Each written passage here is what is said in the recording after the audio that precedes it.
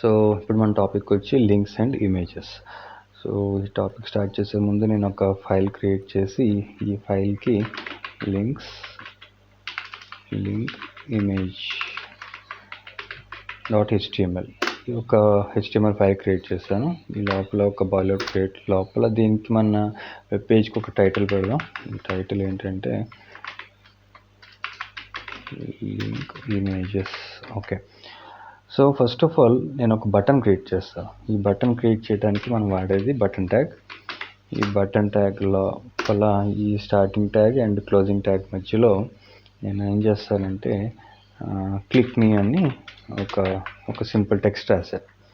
Okay, so ఇప్పుడు ఇది ఒక బటన్ కింద ఫామ్ అవుతుంది. మన ప్రాజెక్ట్లో ఫోల్డర్లోకి వెళ్ళి లింక్ ఇమేజ్ ఈ వెబ్ పేజ్ క్లిక్ చేస్తే చూడండి మనకి ఇక్కడ ఒక బటన్ ఫామ్ అయింది.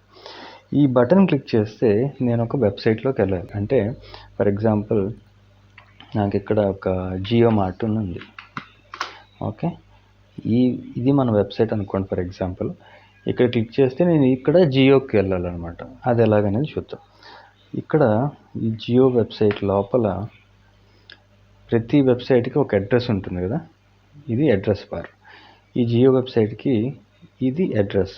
ఓకే, సో ఇది నేను కాపీ చేసుకుంటాను. ఇది కాపీ చేసి ఇప్పుడు ఏం చేస్తారంటే మన ప్రాజెక్ట్ లోపలికి వెళ్ళి ఇక్కడ మనం ఎప్పుడన్నా ఒక లింక్ చేయాలనుకోండి, లింక్ చేయడానికి ఒక ట్యాగ్ ఉంది, స్పెసిఫిక్గా ఒక ట్యాగ్. ఈ ట్యాగ్ వాడితే ఇదేంటంటే లింక్ ఏ.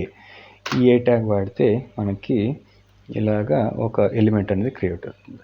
సో మీరు గమనించండి, ఇక్కడ ఎలిమెంట్ లోపల href అనే ఒకటి ఉంది కదా, దీన్ని యాట్రిబ్యూట్ అంటారు. ఈ యాట్రిబ్యూట్ అంటే ఏంటనేది నెక్స్ట్ మీకు నేను డీటెయిల్గా ఎక్స్ప్లెయిన్ చేస్తాను.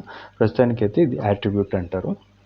ఈ యాట్రిబ్యూట్ లోపల మనం కాపీ చేసిన అడ్రస్ అంటే ఒక జియో వెబ్సైట్ అడ్రస్ ఉంది కదా, దాన్ని ఇక్కడ పేస్ట్ చేస్తాం. సో ఇక్కడ పేస్ట్ చేస్తే ఏమవుతుంది అంటే ఇది మినిమైజ్ చేద్దాం. ఓకే, ఇది కూడా కొంచెం జూమ్ తగ్గిస్తాను. ఓకే, సో ఇప్పుడు నేను ఎప్పుడైతే ఈ అడ్రస్ అనేది ఇక్కడ పేస్ట్ చేశానో ఏ ట్యాగ్ అంటే దీన్ని యాంకర్ ట్యాగ్ అంటారు. ఏ ట్యాగ్ అనేది యాంకర్ ట్యాగ్. ఈ యాంకర్ ట్యాగ్కి ఒక టెక్స్ట్ రాద్దాం, take me to Jio. Okay, ఇప్పుడు ఇది క్లిక్ మీ అనేది కూడా అవసరం లేదు, ఇది డిలీట్ చేస్తాను. ఇప్పుడు ఏం చేసామంటే ఈ బటన్ లోపల నేను ఒక ఎలిమెంట్ క్రియేట్ చేశాను, అది లింక్ ఎలిమెంట్. అంటే యాంకర్ ట్యాగ్తో ఒక లింక్ ఎలిమెంట్ క్రియేట్ చేశాను. ఓకే, ఇప్పుడు నేను ఇక్కడ టేక్ మీ టు జియో అని క్లిక్ చేశాను. చూసారు కదా, మనల్ని ఆటోమేటిక్గా ఇక్కడ ఈ జియో అనే వెబ్సైట్కి మనల్ని రీడైరెక్ట్ చేసింది అనమాట. ఓకే, ఇలాగ మళ్ళీ బ్యాక్ చేస్తే మన వెబ్సైట్కి వచ్చాం. ఇక్కడ క్లిక్ చేస్తే జియో వెబ్సైట్కి మనం ఆటోమేటిక్గా వెళ్ళిపోతాం అనమాట. అంటే క్లిక్ చేస్తేనే వెళ్తాం, ఆటోమేటిక్గా కాదు, క్లిక్ చేస్తే వెళ్తాం. ఓకే, సో ఇది మనం లింక్ చేసే పద్ధతి.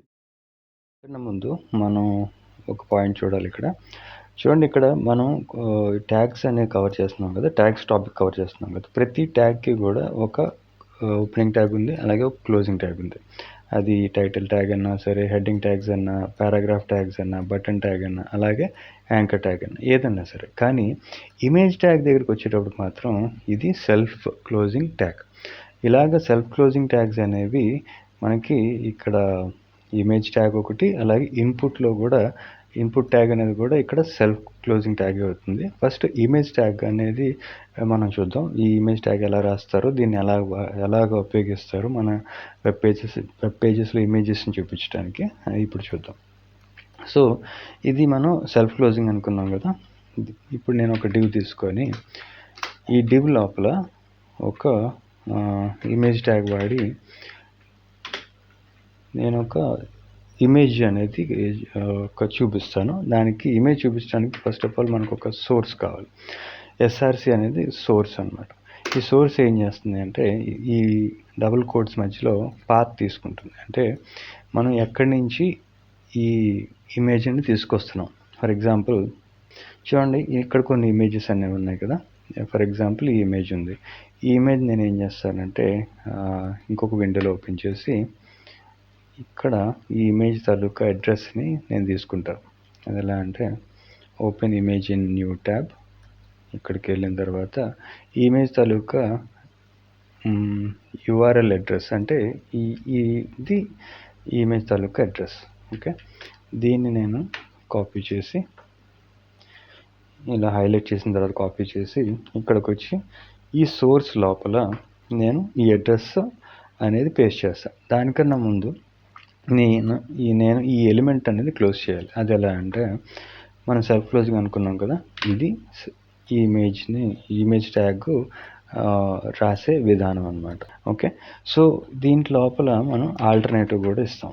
ఏఎల్టీ ఇది కంపల్సరీ అయితే కాదు, రాసుకుంటే మంచిది. ఏంటి అంటే ఒకవేళ ఈ సోర్స్ నుంచి వచ్చే అడ్రస్ ఒకవేళ ఫెయిల్ అయితే, ఈ ఇమేజ్ లోడ్ అవ్వడం ఫెయిల్ అయితే, ఇక్కడ లోపల ఈ ఆల్టర్నేటివ్లో మనం ఏమైతే చూపిస్తామో అది అక్కడ కనిపిస్తుంది. ఒకవేళ ఇక్కడ ఏం చేస్తాను, ఈ ఆల్టర్నేటివ్లో ఇమేజ్ అండ్ లేకపోతే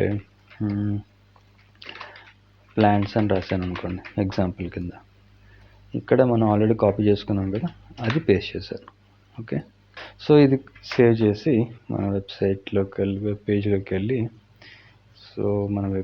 వెళ్ళి ఇలా చూసారా, ఇలాగా మనకి ఇమేజ్ అనేది ఇక్కడ మన ఫామ్ అయింది. ఒకవేళ నేను ఏం చేస్తానంటే ఇక్కడ ఈ ఇమేజెస్ని యూఆర్ఎల్ తప్పిస్తాను. ఇది కట్ చేశాను అంటే ఇప్పుడు ఈ యూఆర్ఎల్లో అర్థం లేదంటే కరెక్ట్ కాదు ఇది. ఓకే, సేవ్ చేసి వెళ్ళి మన పేజ్ని రిఫ్రెష్ చేస్తే చూసారు కదా, ఇక్కడ ప్లాంట్స్ అని వచ్చింది. ఇక్కడ ప్లాంట్స్ అని ఎందుకు వచ్చింది అంటే ఇది ఫెయిల్ అయింది కాబట్టి, ఈ లింక్ ఫెయిల్ అయింది కాబట్టి ఆల్టర్నేటివ్గా ప్లాంట్స్ అని వచ్చింది.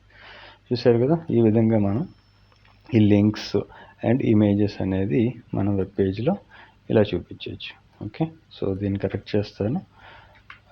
Ctrl+Z ప్రెస్ చేస్తే ఇది మొత్తం కరెక్ట్ అవుతుంది. కరెక్ట్ అవటం అంటే ఒక స్టెప్ బ్యాక్ వెళ్తుంది.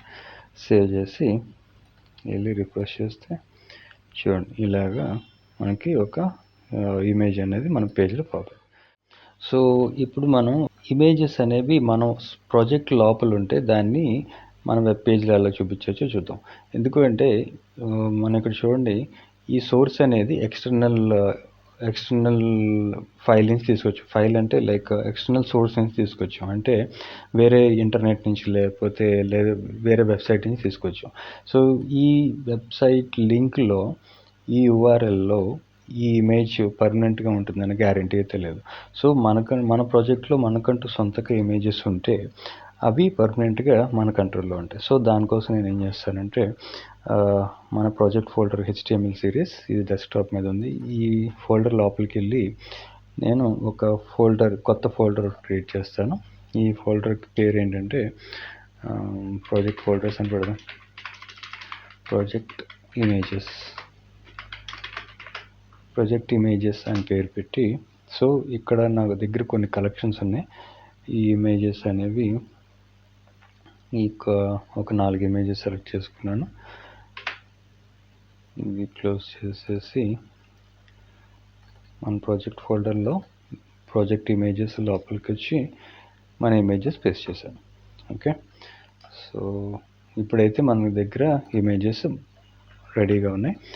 వీటిని ఇక్కడ ఈ ప్లేస్లో చూపించడం లాగా చూద్దాం. సో ప్రాసెస్ అయితే సేమ్. మనం ఇంతకుముందు వేరే ఎక్స్టర్నల్ యూఆర్ఎల్ నుంచి ఆ ఇమేజ్ని ఎలా అయితే చూపించాము, ప్రాసెస్ సేమ్. ఇది చాలా సింపుల్ కూడా. మన ప్రాజెక్ట్లో చూడండి, మనకి ప్రాజెక్ట్ ఇమేజెస్ అనే ఫోల్డర్ క్రియేట్ అయ్యి ఈ ఫోల్డర్ లోపల ఇక్కడ ఒక 4 ఇమేజెస్ ఉన్నాయి. ఇవి జేపీజీ ఫార్మేట్లో ఉన్నాయి. అంటే జేపీజీ ఫార్మేట్ అంటే ఇమేజ్కి ఒక ఫార్మేట్ అనమాట. అది జేపీజీ కావచ్చు, పిఎన్జీ కావచ్చు. ఇప్పుడు నేను ఏం చేస్తానంటే నెక్స్ట్ ఈ డివ్ లోపలే, లేదంటే ఇంకో డివ్ అని తీసుకోవచ్చు, ఇంకో కొత్త డివ్ తీసుకొని ఈ డివ్ లోపల నేను ఒక ఇమేజ్ ట్యాగ్ క్రియేట్ చేస్తాను. ఇమేజ్ ట్యాగ్ తీసుకొని దానికి ఒక సోర్స్ ఇచ్చి, అలాగే ఒక ఆల్టర్నేటివ్ ఇచ్చి, ఈ ఆల్టర్నేటివ్కి నేను ఏం చేస్తానంటే మోడల్స్ అని పేరు పెడతాను. ఓకే, అండ్ ఈ ట్యాగ్ని క్లోజ్ చేస్తాను. ఓకే, ఇది ఇమేజ్ అనేది సెల్ఫ్ క్లోజింగ్ ట్యాగ్ కాబట్టి ఇలాగా సెల్ఫ్గా క్లోజ్ చేశాను. సో ఇక్కడ మెయిన్ పాయింట్ ఇప్పుడు చూడండి, ఇక్కడ వేరే దగ్గర నుంచి అయితే యూఆర్ఎల్ లింక్ ఇక్కడ సోర్స్లో ఇచ్చేసాం. ఇప్పుడు మనకి ఈ ఇమేజ్ కావాలి, ఈ CC6 అని ఉంది కదా. ఇప్పుడు ఈ ఇమేజ్ మనకు కావాలి. ఈ ఇమేజ్ కావాలంటే ఈ ఇమేజ్ ఎక్కడ ఉంది, ప్రాజెక్ట్ ఇమేజెస్ లోపల, ఈ ప్రాజెక్ట్ ఇమేజెస్ ఫోల్డర్ లోపల ఈ CC6 అనే ఫైల్ పేరుతో ఉంది. ఓకే, సో నేనేం చేయాలంటే ఇక్కడికి వచ్చి first of all project images ఈ పేరు ఇచ్చి, ఇది ఫోల్డర్ పేరు. ఓకే, ఈ లోపల CC6 ఓకే .jpg అని కూడా కంపల్సరీ రాయాలి, రాయకపోతే మనకి ఇమేజ్ అనేది చూపించదు. ఓకే, సో ఇప్పుడు సేవ్ చేసి ఫైల్ లోపలికి వెళ్ళి మన వెబ్ పేజ్ లోపలికి వెళ్ళి రిఫ్రెష్ చేస్తే చూడండి ఇలాగా ఇక్కడ ఒక ఇమేజ్ కూడా వచ్చిందనమాట.